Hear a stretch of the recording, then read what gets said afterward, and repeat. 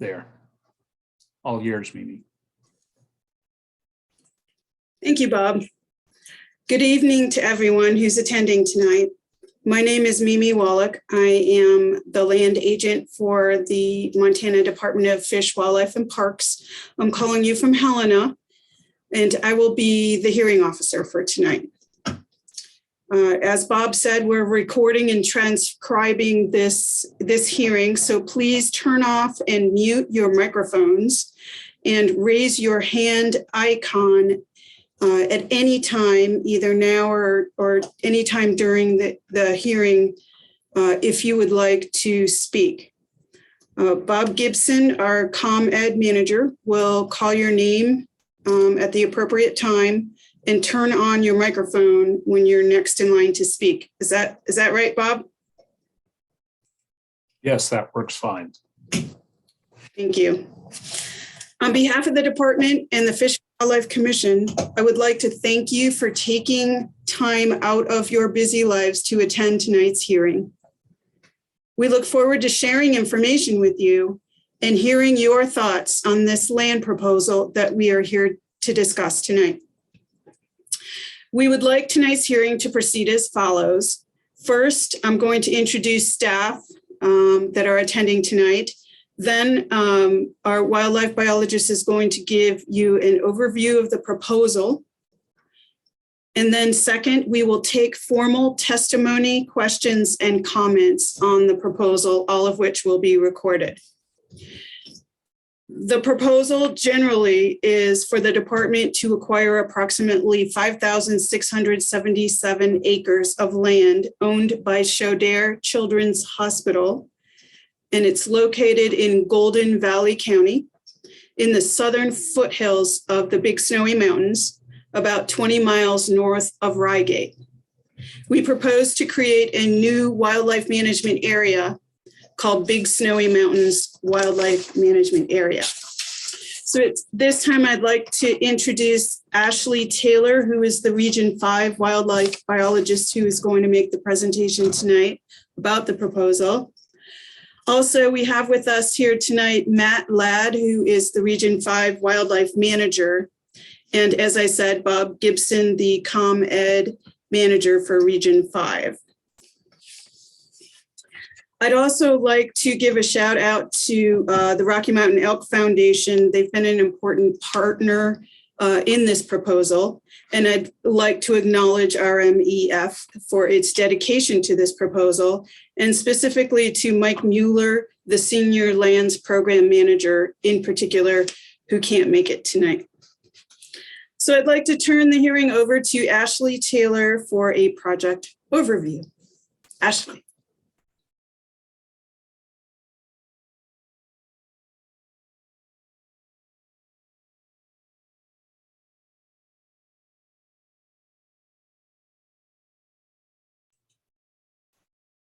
Unmute, please, Ashley. Good.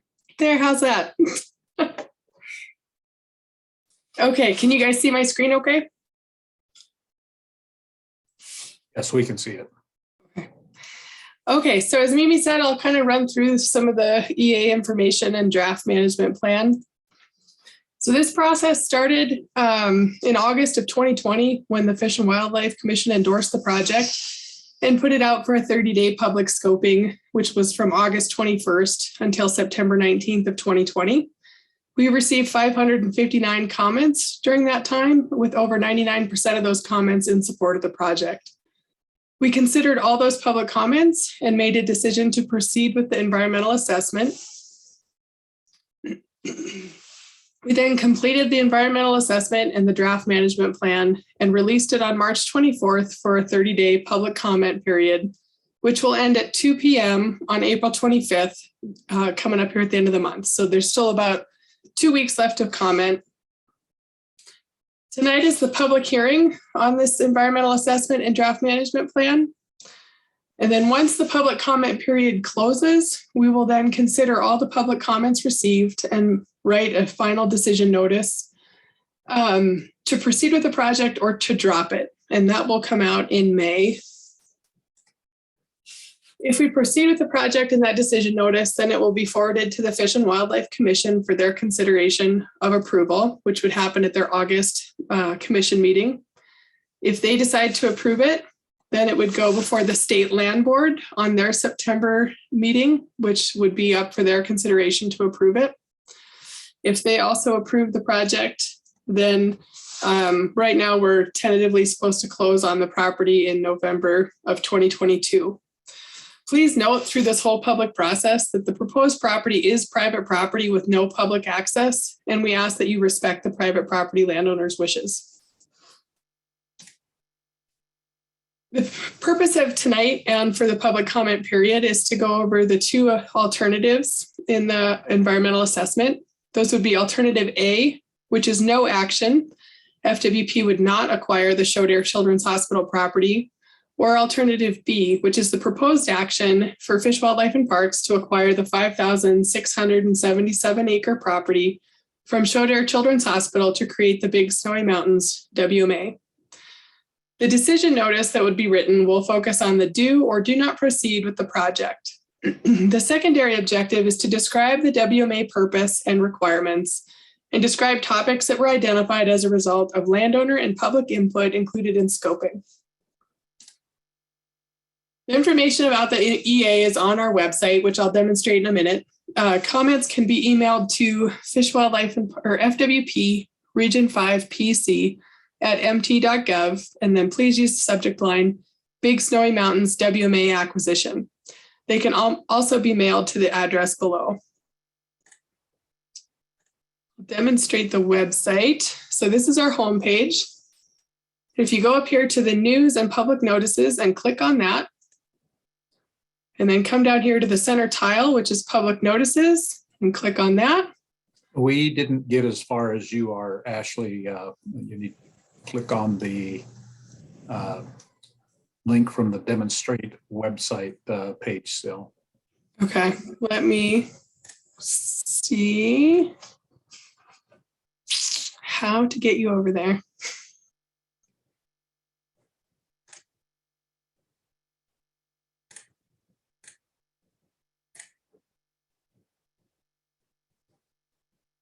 It should go. Okay, do you see that now? Can you see the website? Yeah, you're good. Okay. So then up at the top, there's the news and public notices.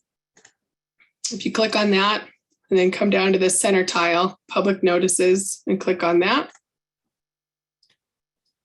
Scroll down just a little ways, you'll see the Big Snowy Mountains project. And if you click on that, then that's got the information for you. And if you click on the draft environmental assessment, it'll bring up the PDF of the document we're talking about today. It's got the deadline information, the email address, and the subject title, and it's got the mailing address for your public comments as well. So let me know if you follow me back to the PowerPoint. Do you see that? Not yet. All right. Sorry, Bob. We had this seamless. Okay. Now we're there. All right.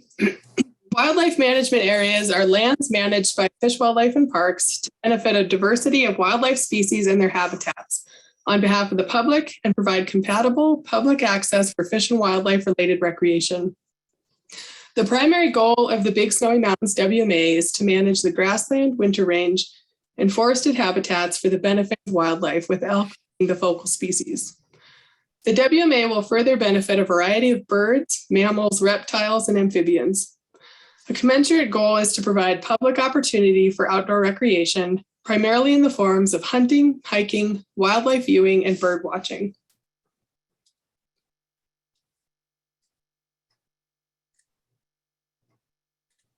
The proposed property is located in Deer and Elk Hunting District 535, which is about 17 miles north of Rygate on Highway 238, or 29 miles east of Judith Gap. It's 5,677 deeded acres that is adjacent to the BLM's Twin Coulee Wilderness Study Area. which is then adjacent to the Forest Service Big Snowies Wilderness Study Area, and then the other National Forest Service land. The southern boundary of the property is located along State Highway 238 or Red Hill Road. There are no buildings on the property. The property is also adjacent to a DNRC section and BLM land. Elevation ranges from 4,750 feet to 6,000 feet. Habitat diversity on the property is characterized as Middle Rocky ecoregion and Northwestern Great Plains ecoregion. Forested habitats can include species such as ponderosa pine, Douglas fir, Rocky Mountain juniper, and aspen. The prairie grasslands are blue bunch, wheatgrass, Idaho fescue habitat type with some chokecherry. Wildlife use the property for winter range for elk, mule deer, and pronghorn, in addition to year-round use. There's also black bear, mountain lion, and bobcat that use the area. Golden and bald eagles, long-billed curlew, ferruginous hawk, and mountain plovers have also been observed in addition to other non-game species. And at least 22 plant and animal species of concern have been documented near the property. It might be hard to see, but this is some elk from the recent winter elk survey that is on the property and adjacent to the property. This is some elk that were on the property in June of 2020, and then a long-billed curlew that was also on the property in 2020. These are the public land access points in the Big and Little Snowy Mountains. The closest public access point to the property would be the Swimming Woman Creek Forest Service access, which is up Swimming Woman Creek Road, which is a county road, or anywhere along Highway 238, Red Hill Road, which goes north to Lewistown. And it's not maintained in the winter, so it's not open during the winter months, but anywhere that highway touches the public land, the public can access the public land. There's a few different requirements on WMAs per state statute that we'll go through just so folks have an idea of what is required of a WMA. So per state statute, MCA 87-1-603, FWP is required to pay property taxes to counties equal to the amount that a private landowner would be required to pay. Therefore, there would be no change in taxes received by Golden Valley County as a result of FWP ownership of the property. By Montana statute MCA 22-3-433, all state agencies are required to consult with the State Historical Preservation Office, or SHPO, on the identification and location of heritage properties on lands owned by the state that may be adversely impacted by a proposed action or development project. After the SHPO review of the proposed parking area locations I sent them, a site survey prior to any ground disturbing activities in Township 10 North, Range 20 East, and Section 20 is required, which was for the southern parking area that you'll see later on. Per state statute, MCA 87-1-2019, FWP is required to implement programs that address fire mitigation, pine beetle infestation, and wildlife habitat enhancement, giving priority to forested lands in excess of 50 contiguous acres in any state park, fishing access site, or wildlife management area under FWP's jurisdiction. FWP would develop and implement forest management plans for this property to comply with the statute. FWP would document compliance with state statute MCA 7-22-2154 on weed inspections for land acquisitions. A weed inspection and inventory with the county weed district is scheduled for spring/summer of 2022. FWP would implement noxious weed management with guidance from the FWP statewide integrated noxious weed management plan and would utilize properly prescribed chemicals on a prioritized basis. Biological agents, mowing, pulling, and or other methods would be researched and utilized where chemical control is inappropriate. This is a map of the known noxious weed presence on the property. There was previous logging activities and some of the ground disturbance allowed spotted knapweed, Canada thistle, and houndstone to come in. In addition, there's a couple water sources that have some houndstone around them. When we do the county weed inventory, we'll have a more detailed map of where the noxious weed presence is. So the west, south, and most of the east boundaries are fenced, but are in various stages of disrepair. So we proposed to construct a new wildlife-friendly boundary fence along those boundaries. In addition, there's 1 mile of fence on the eastern boundary that doesn't currently exist. This adjacent landowner is not fenced out from the property, so that would need to be fenced in to delineate the property boundary. The northern boundary is not fenced because of topography and limited water naturally prevent livestock from going north of the property boundary. And then in addition, 4 wildlife-friendly cross fences with wildlife passages built in are proposed to implement the grazing system.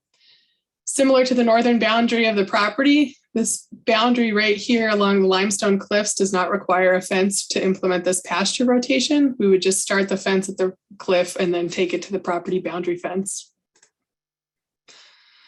We propose to install 2 cattle guards and metal gates at the southern parking area.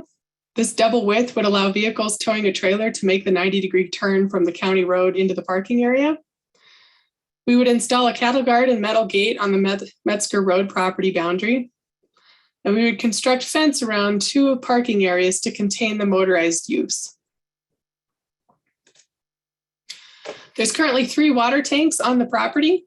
In order to implement the grazing system, we propose to install up to 3.25 miles of water line to the stock tanks and install 3 additional stock tanks to implement the system. We would install solar panels to push water north to the stock tanks to implement the grazing system. There's an existing 15-year grazing lease in effect until April 1st of 2031. FWP will honor the lease and work with the grazing lessee to design the proposed grazing system. Some portions of the WMA would be managed through REST, while some portions would be managed with periodic grazing treatment, and those would rotate annually. A description of the grazing system is in the draft management plan on pages 28 through 30. There's several 2-track roads that would be closed to motorized use by installing road closed signs. There's 1 access road that is proposed to be open for motorized use. If a road is not designated as open, it is closed to motorized use. The WMA would be open to the public May 15th through December 1st, so year-round road maintenance would not be required. We would evaluate the improvement and maintenance of Metzger Road, north of Red Hill Road to the central entrance of the property. We would consult with Golden Valley County Road Department on the improvement and maintenance of Metzger Road, north of Red Hill Road. Again, the WMA would not be open year-round, so year-round road maintenance is not required. We would install a WMA entrance sign and a sign with a map and WMA rules at the southern entrance, and install a sign with map and rules at the central entrance. We would also install these boundary signs, which are 4 inches by 12 inches long, that hang on the fence every 500 feet along the property boundary. And other interpretive signs may be installed if appropriate. Public access to the WMA is intended to be as uncomplicated as possible, with the intent of supporting public enjoyment opportunities so long as they do not conflict with FWP rules or the primary purposes of the WMA. Some of the necessary restrictions include the property would be open to the public noon on May 15th to 11:59 p.m. on December 1st. This allows the winter range habitat to function as winter range for the elk, mule deer, and pronghorn that use it. There'd be no use of motor vehicles off designated routes. Overnight camping is limited to 16 days in any 30-day period. Bear-resistant food storage is required. Fireworks and littering are prohibited. These rules are subject to change as FWP completes a rule simplification process, including making rules the same across all FWP lands. The proposed WMA provides opportunity for outdoor recreation, primarily in the form of hunting and wildlife watching. The property is highly valued for recreation, including hunting, hiking, camping, and sightseeing. Habitat effectiveness, public user enjoyment, and plant community health are dependent in part on responsible use by public users of the WMA. Therefore, effective compliance of WMA rules and hunting regulations is important. FWP is obligated to address resource concerns that may result from public recreation, which may include establishing additional rules or adjusting allowances for recreation to reduce impacts. With that, I thank you for taking the time to join us tonight, and we'll answer any questions you may have. If you've got a question, please hit your raise hand icon there, and we'll call on you and turn on your microphone.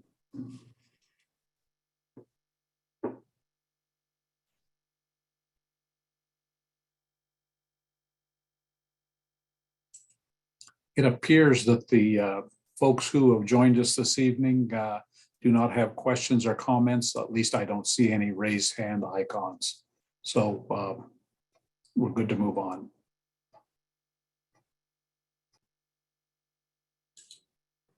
Thank you, Bob. And if you do see a hand, please interrupt me. We encourage you to send handwritten comments or typed to Ashley Taylor by mail at FWP Region 5, 2300 Lake Elmo Drive, Billings, Montana, 59105. Or you can email Ashley at FWP Region, the numeral 5, PC at mt.gov. I'll repeat that. FWP REGION 5, the numeral 5, PC at mt.gov. The comment period ends at 2 p.m. on April 25th. FWP will review the comments and issue a decision notice and recommendation for action to the Fish and Wildlife Commission at its August 25th meeting in Helena. This date may change, so I would encourage you to look on the FWP website for any change in this date. And then if the Fish and Wildlife Commission approves this proposal, it will then come before the Montana Board of Land Commissioners, better known as the Land Board, on September 19th. And if the commission date changes for this proposal, the Land Board hearing date will also change.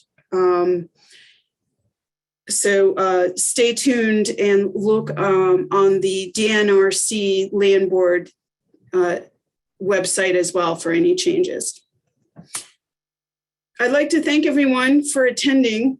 And again, you can submit any comments or questions to Ashley by email or mail after this hearing. Thank you very much. This may be the last opportunity for comments or questions. Please just raise your hand if you've got a comment or question, and I'll be glad to unmute you. To make sure that that function is working, Jake, would you just raise your hand once for me to see if I can see you? Very good. Thank you very much. And if anybody's got any comments or questions, now would be a good time.